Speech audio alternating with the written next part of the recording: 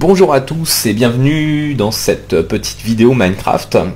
Aujourd'hui on va parler encore des commandes blocs à travers en fait un petit projet que j'essaye de mettre en place, qui est un projet de petite map aventure avec des énigmes et des boss à affronter et des salles à explorer. Je sais pas si j'arriverai à aller au bout de ce projet, mais l'idée surtout c'était de faire une petite vidéo aussi pour montrer le fonctionnement avec les nouveaux commandes blocs qui sont disponibles depuis les nouvelles snapshots et qui seront disponibles dans la version 1.9. Parce que du coup ces commandes blocs on peut les utiliser de manière un peu plus simple qu'avant. Avec un peu moins de mécanismes redstone, ce qui permet en fait de faire des mécanismes qu'on pourra cacher sans doute plus facilement. Je vais montrer tout de suite cette petite la petite salle que j'ai créée. Je me mets en mode 0, je mets l'épée en route. Le principe là c'est juste j'ouvre une porte, je rentre dans une salle. Quand je rentre dans la salle, la porte se ferme. Donc je ne peux pas sortir, enfin je peux éventuellement m'échapper par l'autre salle, mais la porte derrière est restée ouverte. Et une fois que le boss est mort, je fais apparaître un coffre et la porte s'ouvre, ce qui permet d'accéder à une nouvelle salle. Voilà, c'est un fonctionnement très basique, hein. Je vais récupérer un petit peu tout ça, enfin je vais changer les mode de jeu surtout, pour pouvoir vous montrer en fait le fonctionnement de tout ça, qui est assez rudimentaire en soi, hein, il n'y a rien de bien extraordinaire. Voilà, on descend. En fait, il y a deux grandes séries deux séries de commandes blocs, l'une qui permet de faire apparaître le boss, et l'autre qui permet de tester si le boss est mort ou pas, et dans ce cas de faire apparaître un coffre. Il y a également un autre petit commande bloc ici qui permet de tester de gérer l'ouverture de la porte en fait. Donc alors pour commencer je vais faire un petit tour sur les variables. Donc c'est très important quand on fait des commandes blocs et quand on teste des situations, il faut créer des variables, et ça on le fait à l'aide des commandes scoreboard qui permettent de créer des variables et de gérer des variables selon certaines situations. Donc ici le principe est simple, je veux faire apparaître une sorcière à laquelle j'ai donné un nom particulier, et je veux en fait savoir à un moment donné si la sorcière est morte ou pas, afin de pouvoir faire apparaître le petit coffre. Donc pour ça en fait on crée une variable. Moi j'ai utilisé, il y a plein de méthodes possibles et différentes, mais moi j'ai utilisé celle-ci qui consiste à créer une variable là que j'ai appelée BossKilled, qui est une variable liée en fait au joueur, donc à moi en l'occurrence. Et cette variable en fait va s'incrémenter à partir du moment où je tuerai une sorcière. Alors comment on fait pour savoir ça? Eh bien il se trouve qu'il y a déjà des commandes toutes faites, des arguments tout prêts pour ça. L'argument stat.killentity.which, c'est un argument en gros qui dit que lorsque je tue une sorcière, je vais augmenter de 1 la variable qui s'appelle boss_killed. Voilà. Là vous pouvez le voir à droite, j'ai affiché le scoreboard, BossKilled, Steph le flou, il y a 1. Donc j'ai bien tué la sorcière. Voilà. Ici j'ai une autre variable test qui fonctionne exactement de la même manière. Cette variable s'appelle test, et elle est liée à l'argument stat killentity_zombie. Pourquoi? En fait c'est parce que je voulais juste, on pourrait le faire autrement ça, mais je voulais juste en fait avoir une autre variable qui de toute façon est à 0. Et je ne veux pas que cette commande puisse aller... Je veux pouvoir la gérer vraiment de manière précise. Donc du coup j'en ai créé une qui ne me sert pas réellement, que j'ai mis à 0, et que je change à un moment donné dans les commandes blocs pour empêcher l'apparition de plusieurs boss en même temps. Et vous allez comprendre pourquoi. Donc on va commencer justement par la commande pour faire apparaître le boss.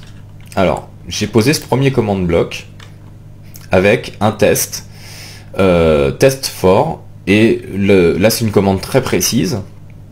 Ça va tester en fait ma position. Voilà, la position du joueur. Donc ça cible tous les joueurs. J'aurais pu faire add p pour le joueur le plus proche. Là j'ai utilisé pour tous les joueurs. Donc la position est très précise. Elle correspond en fait, à cet endroit. Voilà, ça correspond à ici. C'est-à-dire quand je suis ici, j'ai le signal qui va s'allumer. Alors je vais changer les coordonnées. Ce que je vais faire, c'est que je vais me mettre ici. Là, je vais voir les coordonnées 61, 64, 379. Donc, ouais, 61, 64 et 379. Donc ça, c'est les positions. R, c'est le rayon, c'est-à-dire en forme de bloc. Donc moi, j'ai décidé d'avoir quelque chose de très précis. Mais on peut l'étendre à une zone, évidemment. Donc là, qu'est-ce qui se passe si je me mets là? Vous voyez, hop. Une fois que le test se vérifie, on a en fait un courant redstone qui passe. Voilà. Donc voilà comment ça se passe. Ici, le command block, il est réglé sur repeat unconditional et always active, c'est-à-dire qu'en gros, ça vérifie tout le temps ma position. Voilà, en permanence. Et là, on n'a pas besoin du coup de faire de boucle d'horloge redstone. On définit que ce command block est tout le temps actif. Donc à chaque seconde, c'est même peut-être plus que ça d'ailleurs, j'ai tout le temps ma position qui est testée. Et dès que j'arrive à la position demandée, hop, on voit que ça s'allume. Donc quand ça s'allume, ce qui va se passer, c'est que ça va du coup faire un nouveau test. Ça va tester justement cette variable qui s'appelle test, donc cette variable que j'ai créée ici. Ça va tester si elle est bien à 0. Voilà. À partir du moment où elle est à 0, si la commande est à 0, qu'est-ce qui va se passer?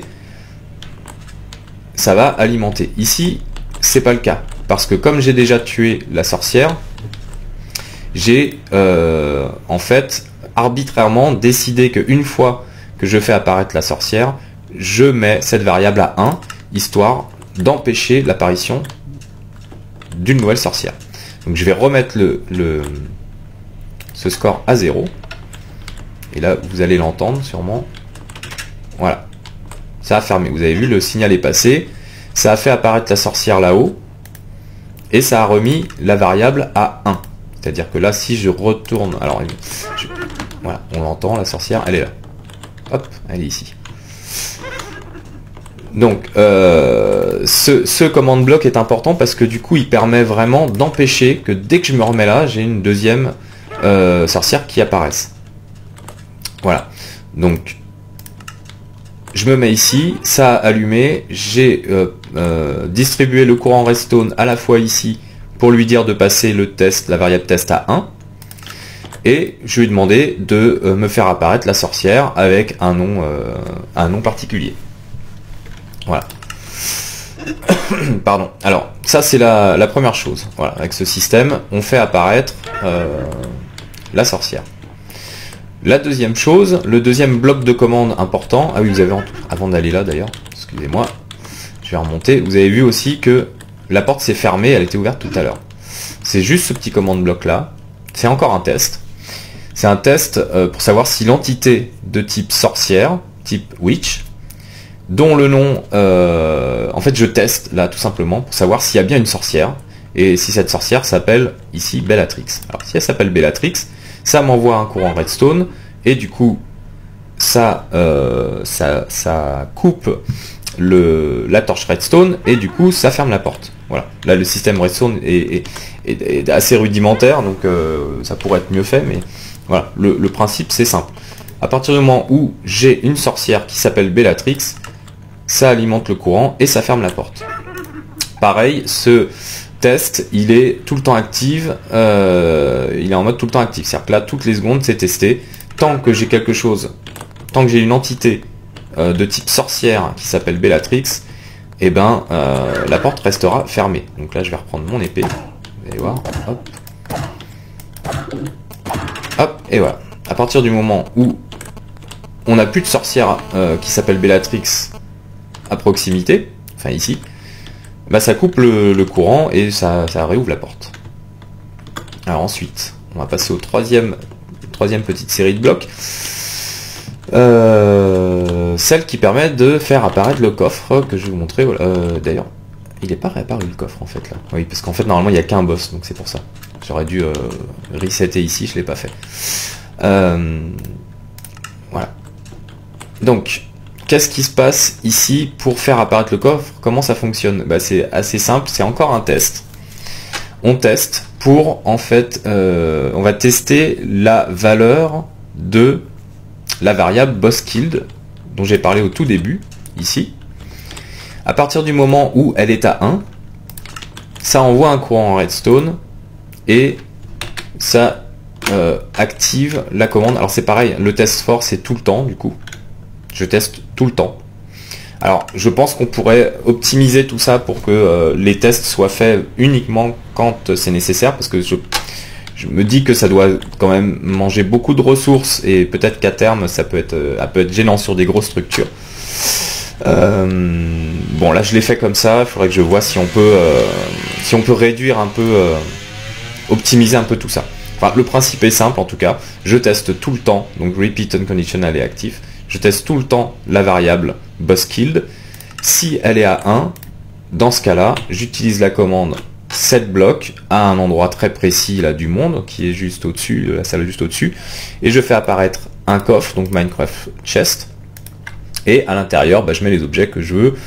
Voilà, ça aurait pu être des diamants, d'ailleurs on peut le modifier là, hein. Je peux mettre des diamants, on met dans le slot qu'on veut, et la quantité qu'on souhaite. Voilà. Donc, par exemple, là, si je fais un reset, je vais faire le reset des deux. Voilà, vous voyez, là, tout est bien éteint. Donc là, si je retourne là-haut, on va avoir rien du tout. Il y a un truc que j'ai pas bien fait, là, zut. On remet bien les valeurs à 0. Ah oui, je sais, forcément. C'est parce que j'avais changé la position, voilà. La position est là, et pas en haut. Donc, bref, là j'ai fait apparaître le boss. Hop, j'y retourne. On va s'en occuper. 2, et 3, et 4, et 5, voilà. On fait apparaître le coffre, et là dans le coffre, maintenant j'ai les diamants. Voilà, alors j'espère que cette petite vidéo vous aura été un petit peu utile pour comprendre un peu le fonctionnement des commandes test for.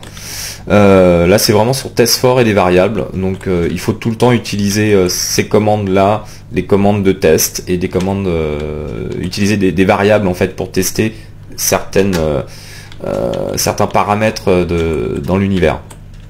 En l'occurrence là, j'ai simplement utilisé l'argument stat kill entity reach qui me permettait de savoir si mon boss est bien mort ou pas, tout simplement. Voilà. N'hésitez pas à laisser un commentaire. Je pense que voilà, il y a sûrement des choses qui pourraient être faites peut-être plus simplement encore que ce que j'ai fait. On va dire que c'est un premier test en tout cas. Et voilà, vous voyez, en quelques commandes blocs, on peut s'amuser à faire des choses plutôt sympathiques. Et ce qui est intéressant, c'est que avec le nouveau fonctionnement des commandes blocs, bah, du coup on peut économiser pas mal de redstone. Et c'est quand même vachement bien parce que ça va permettre de cacher beaucoup de mécanismes. Et je pense d'avoir des maps assez sympas à l'avenir, quoi.